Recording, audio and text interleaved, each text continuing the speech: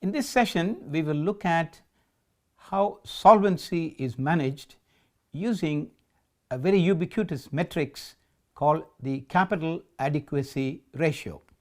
Capital adequacy ratio, or CAR for short, also called capital to risk assets ratio, CRAR for short, measures a bank's capital as a percentage of its risk weighted assets.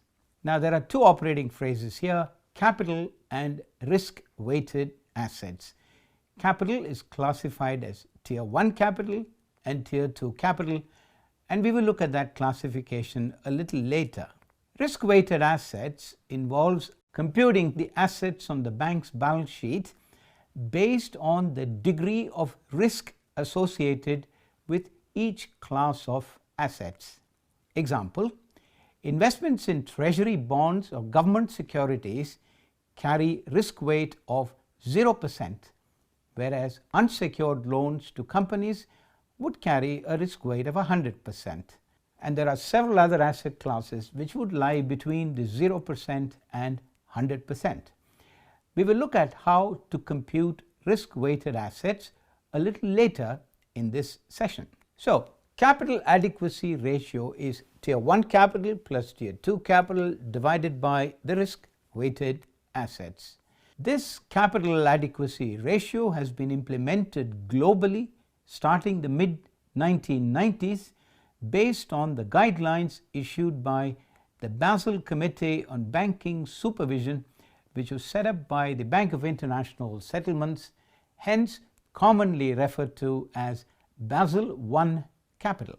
The Basel Committee on Banking Supervision has recommended a minimum capital adequacy ratio of 8%.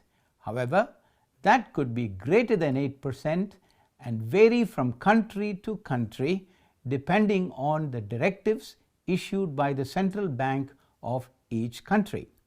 But it cannot, under any circumstance, be below 8%. To understand the composition of capital adequacy ratio, we will look at 1. The composition of capital, 2. Computing tier 1 capital and tier 2 capital, 3. The composition of assets that should be included in the capital adequacy calculation, and 4. Computing the risk weighted assets based on the directives issued by the central bank of the country. Composition of capital. Basel I defines two tiers of capital, tier 1 capital and tier 2 capital. Tier 1 capital is the core capital comprising of paid up equity capital, statutory reserves, capital reserves, less the carry forward losses, if any, reflected in the balance sheet of the bank. Tier 2 capital comprises all other forms of reserves, undisclosed reserves, revaluation reserves, loan loss reserves, investment fluctuation reserves. The details of some of these reserves we will look at in later sessions in this course. In addition, tier 2 capital comprises subordinated debt, which are long-term bonds issued by the bank, minus investments in the equity capital of subsidiaries. Two caveats in the context of tier 2 capital should be borne in mind. Number 1, total tier 2 capital cannot be greater than 100% of tier 1 capital. And 2, subordinated debt cannot exceed 50% of the tier 1 capital. Again, these caveats could vary from country to country. While issuing guidelines, the Basel Committee on Banking Supervision has permitted the banking regulators in each country to have marginal variations in the interpretation and classification of tier 1 and tier 2 capital based on the context prevailing in each country. However, at a minimum, the guidelines issued by the Basel Committee on Banking Supervision have necessarily to be complied with and cannot be compromised or diluted.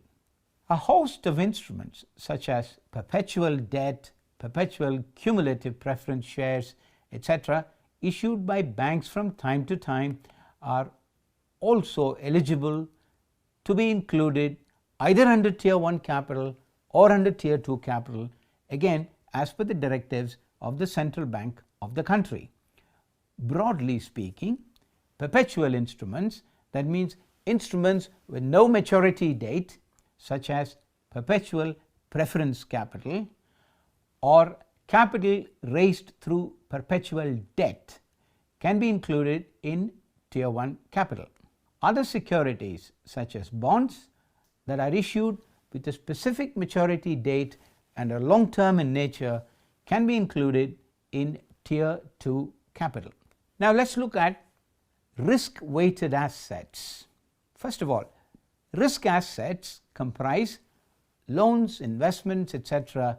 that carry a credit risk. That means a potential loss arising from the risk of the borrowers or the issuers of the bond not meeting their repayment obligations on the loan or the bond.